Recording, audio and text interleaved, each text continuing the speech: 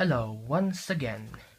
Now, I'm probably gonna read this story for now. I'm gonna do it in parts, like part 1, part 2, part 3. Now, you can clearly tell that this story is basically one of the things that the drawings are over there. Now, this is the story here that is based on the drawings I've been doing, which is on the back here as well. All of them are here in the back. Drawing. Yeah, there they are. And now I'm just gonna read all of this. It's a lot.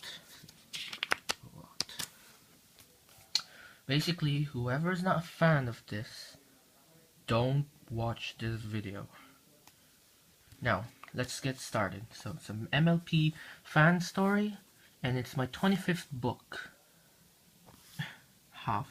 Oh no, don't worry about that anymore because this has been finished a long time ago. So, the truth of power. What's this? Doesn't matter. The rise of Fallout Equestria.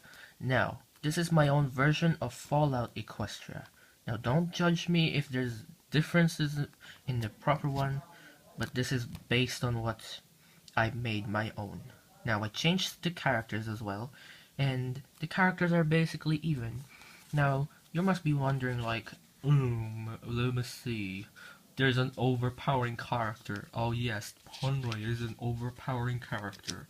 But Ponroy is basically even with the elements of harmony. That is one thing. But Ponroy is basically, what do you call it? Immortal. But then again, let's not waste any more time. The truth of power. The rise of Fallout Equestria. Before power was introduced in the world, magic was commonly secret, for that it was banned many millennia ago. Due to the fact magic was used for crime or evil, power was brought by the great evil lords. The good used power for the safety of their own people. Well, this is just a little intro, so it's not supposed to be ponies yet, but then again, to protect them from other odds. From the carvings of stone, the future held them to crack its mysteries, and found out that all had been started with one divine power. A power that a god can only possess, a power that created the souls of good and bad into the world. This god was unseen and unheard of. None have witnessed him in any presence at all, not even the cries of death or the takeover of the evil. He is quite silent. Spiral Sun they called him, yet most believe he was real and mysterious. Now this is chapter 1 I'm reading. Not even the wisest can crack where he lies, or where he can be found. Spiral Sun has not set foot on the world, but some rumors have witnessed him touch land. Could be real or fake. It's seriously a mystery. The great mystery was already unfolded. The secrets had been released for why the divine power he possesses rarely was passed down. All history, book by book, was stored in the Canterlot Library. Nearly all the books told so little detail about Spiral Sun. The facts that are most common was his name and what he looked like. He was a spiritual being, a mythical sign of the world. That he's really a mystery. Not even the great princesses can explain the existence of Spiral Sun, the time where all have wondered who might he be. Princess Celestia, the sun, and Princess Luna, the moon, crests have gathered all their loyal guards to gain information, and any information about Spiral Sun's appearance in Equestria. The guards left Canterlot. All hallways, important doors, had complete silence, and no pony to be seen. The two sisters sat beside the edge of their balcony, hoping. Spyroson was aware that the world wanted him. The attention had brought him courage to enter with ease. His personal looks changed. He looked more normal than his real form, and the excitement he adored was when every phony he met cannot recognize him. His new looks disabled some of his godly abilities, like when his feet touch the ground, plants grow and flowers bloom. His marked tattoo of the universe, all planets orbiting around the sun, changed. His strength and capability to withstand the cold and heat, the resistance to magic, and also his senses of presence of others majorly decreased. Spyroson appreciated this appearance and gave it time to settle with him. Spyroson arrived in a small village, and the ground was very fertile for growing. He was amazed that they used this land wisely to build their farms, and there is quite less population than a normal town. Once he entered, he was greeted nicely by the village pony dwellers. They asked for his name. The funny thing was, he told them that his name was Spyroson, as this pony form. Other ponies didn't realize it was him, and asked again, "Spyroson?" He nodded. A while of the pause struck, leaving every pony at a glare towards him. A guard passed by the little conversation, forcefully asking Spyroson to follow. Spyroson confusedly accepted, for he knew what was going to happen in his thoughts. Spyroson arrived in the front gate. The guard opened the gate from a lever and shoved Spyroson to go in. Spyroson furiously gave the guard a serious face. The guard did not back down, for he was a unicorn and Spyroson was just an ordinary pony.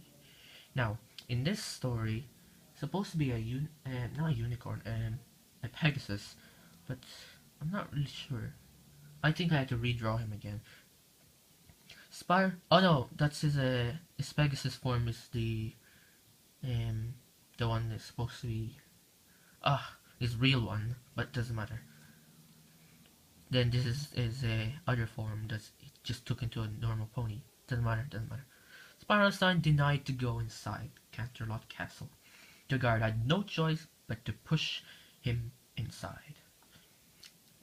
The two princesses, Princess Luna and Celestia, walked outside the main doorway. They waved their hooves, giving the guard the signal to be dismissed. Spyroson stared in shock as he bowed down in front of the princesses. Now, Princess Luna and Celestia could clearly tell that this Spyroson was not what they were looking for. They asked him questions. So now this is supposed to be the roleplay lines of this story. You can read it yourself if you want, because I'm not supposed to be reading that.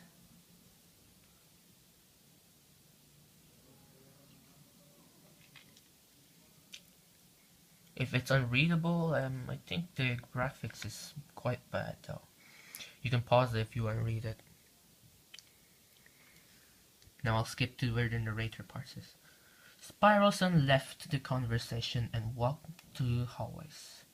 He noticed Princess Twilight in the Canterlot library and asked her for a room. Twilight confusedly nods her head. Then Spyroson asked Princess Twilight about the golden gravestone out in Canterlot Gardens. She told him that it was Prince Whitelight's gravestone. He's a hero that risked his life after his loss to evil. Spyroson told Twilight all about Princess Celestia and Luna with the room he's staying in. She showed him a room and Spyroson entered. Princess Twilight hoped to have a well-stayed in Canterlot. Hoped to have him get as well-stayed in Canterlot. And Spyroson smiled. So, how long was this actually? I think I'm running out of time. Oh, it's just there. Okay. After a few hours, the sun had set and the moon had rise. It's night, and Spyro-san laid on the bed. Behind the painting was Princess Luna, cautiously trying to look through the eyes of the painting. Spyro-san was so tired, and since there were no pony around him, he spoke to himself. Why would he act stupid in front of the princesses? He reverted back into his original form. Princess Luna nearly screaming, but she covered her mouth. She's looking at the truth of Spyro-san. Spyro-san asked if Princess Luna could stop hiding behind the painting. Luna was astonished and stunned, but she did not hesitate to wait. She opened the secret passage of the painting and walked towards Spyro-san. Now, here's another roleplay. You can look at that if you want. I am not bothered reading it because it's supposed to be acted out. Now, there's some mistakes, but yeah, you get up eventually. And that is chapter 1, I guess. That is long, really. Not really that long. I'll see you in chapter 2 when I'm uploading this video. It is right here. Princess Whitelight's life promise. Well, anyway, it's like, you can read that if you want, because I have time.